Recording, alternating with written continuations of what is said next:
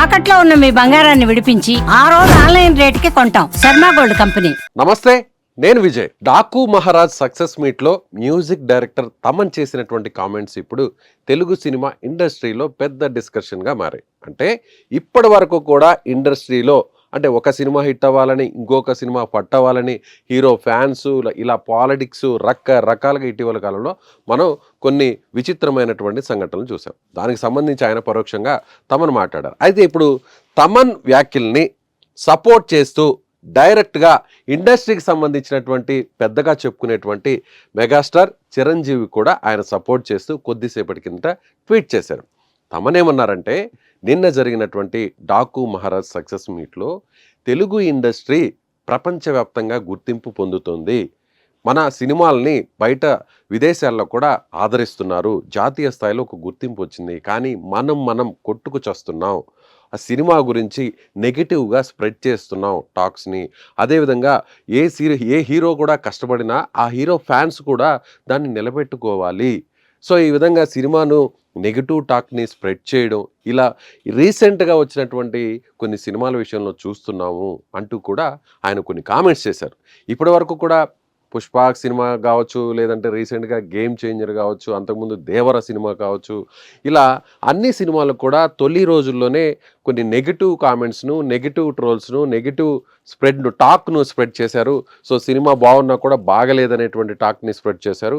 ఒక హీరోకి సంబంధించినటువంటి ఫ్యాన్స్ మరొక హీరోకి సంబంధించినటువంటి వ్యవహారాల్లో ఈ విధంగా నెగిటివ్ స్ప్రెడ్ చేస్తున్నారు టాక్ని అంటూ కూడా ఆయన పరోక్షంగా కామెంట్ చేశారు. అయితే ఇక్కడ రాజకీయాలు కూడా జోక్యం చేసుకున్నాయి. ప్రత్యేకంగా మనం చెప్పాల్సిన అవసరం లేదు. సో అక్కడ వర్గాలుగా చీలిపోయారు. తర్వాత చీలిపోయిన తర్వాత మళ్ళీ కొన్ని పార్టీలు కూడా, పొలిటికల్ పార్టీస్ వెనకుండి మేమంటే మేము, వాళ్ళు ఆపోజిట్, ఆ సినిమా హిట్ అవ్వాలి, ఈ సినిమా ఫట్ అవ్వాలని రకరకాలుగా చూస్తాం. అయితే ఇప్పుడు మెగాస్టార్ ఏమని కామెంట్ చేశారో ఒకసారి చూద్దాం. ఆయన పోస్ట్ చేశారు, కామెంట్ కాదు. ఆయన ఎక్స్ వేదికగా, ట్విట్టర్ వేదికగా చిరంజీవి గారు ఇక్కడ చూడొచ్చు, ఆయనకు సంబంధించినటువంటి అది ట్విట్టర్ అకౌంట్ ఇది.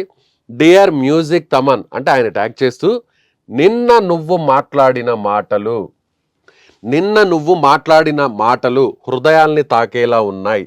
ఎప్పుడూ సరదాగా మాట్లాడుతూ ఉండే నీలో ఇంత ఆవేదన ఉండడం నాకు ఒకంత ఆశ్చర్యంగా కూడా అనిపించింది. కానీ మనసు ఎంత కలత చెందితే నువ్వింతగా స్పందించావో అని అనిపించింది.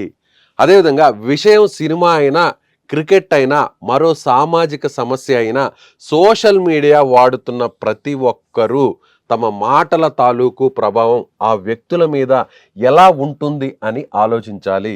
ఎవరో అన్నట్టు మాటలు ఫ్రీనే. Words can inspire and words can destroy. Choose what you wish to do. మనం పాజిటివ్గా ఉంటే ఆ ఎనర్జీ మన జీవితాలని కూడా అంతే పాజిటివ్గా ముందుకు నడిపిస్తుంది.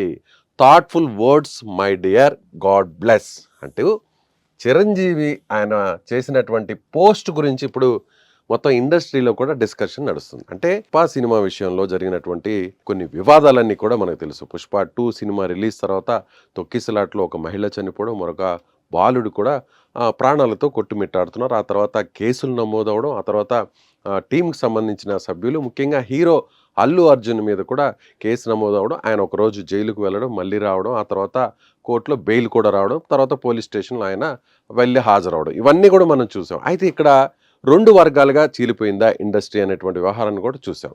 సో ఈ టైంలో కొన్ని రాజకీయ పార్టీలు కూడా ఎంటర్ అయ్యి, ఎక్కడైతే నంద్యాలలో అల్లు అర్జున్ అక్కడికి వెళ్ళి వైసీపీ అభ్యర్థికి ఆయన ప్రచారం చేసి వచ్చారో అప్పటి నుంచి కూడా ఈ గ్యాప్ వచ్చిందనేటువంటి టాక్ వస్తుంది. అయితే ఎక్కడా కూడా మెగా కాంపౌండ్కి సంబంధించినటువంటి వారందరూ కూడా అటు పుష్ప 2 సినిమా రిలీజ్ తర్వాత దూరంగా ఉన్నారు, ఈ టీంకి దూరంగా ఉన్నారు అనేటువంటి వార్తలన్నీ కూడా వచ్చాయి. అయితే మెగాస్టార్ చిరంజీవి ఎక్కడ కూడా దీని మీద స్పందించలేదని, ఏ విషయంలో కూడా. అంటే అటువైపు పాజిటివ్గా ట్రోల్ చేసిన, నెగిటివ్గా ట్రోల్ చేసిన ఎక్కడ కూడా ఈయన మాట్లాడలేదు. కానీ చిరంజీవి గారు ఇప్పుడు చేసినటువంటి పోషన్ చూస్తే ఎంతో హుందాగా, ఒక పెద్ద మనిషి తరహాలో ఆయన ఏదైతే తన మనసులో ఏదైతే బాగుందో, ఆయన మనసులో ఏదైతే చెప్పాలనుకుంటున్నారో, సినిమా ఇండస్ట్రీకి రాజకీయాలను ఆపాదించవద్దు. సో అందరూ కూడా అన్ని సినిమాలు కూడా హిట్ అవ్వాలనే కోరుకుందాం. తెలుగు సినిమా ఇండస్ట్రీ ప్రపంచవ్యాప్తంగా వ్యాప్తి చెందాలి అనేటువంటి బలమైనటువంటి కోరికను ఆయన ఈ పోస్ట్ ద్వారా, తన పోస్ట్ ద్వారా మరొకసారి చాటి చెప్పారనే చెప్పాలి. సో వివాదాలు ఉంటాయి ప్రతి చోట, ప్రతి దగ్గర వివాదాలు ఉంటాయి, ప్రతి కుటుంబంలో వివాదాలు ఉంటాయి.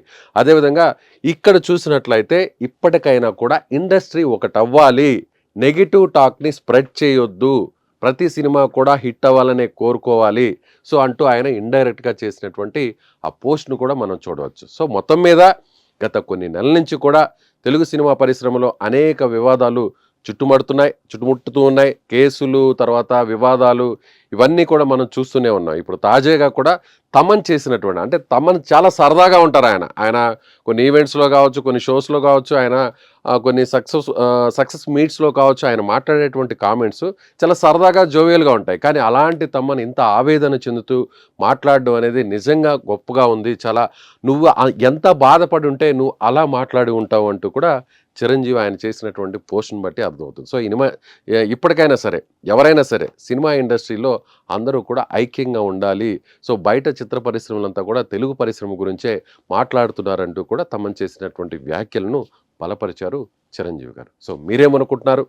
చిరంజీవి గారికి సంబంధించినటువంటి పోస్ట్ కావచ్చు, తమన్ గారికి సంబంధించినటువంటి కామెంట్స్ మీద మీరేమనుకుంటున్నారు? నిజంగానే ఇండస్ట్రీలో కొన్ని వర్గాలుగా చీలిపోయాయా గ్రూపులు అనేది అనుకుంటున్నారా లేదా? కామెంట్ చేయండి.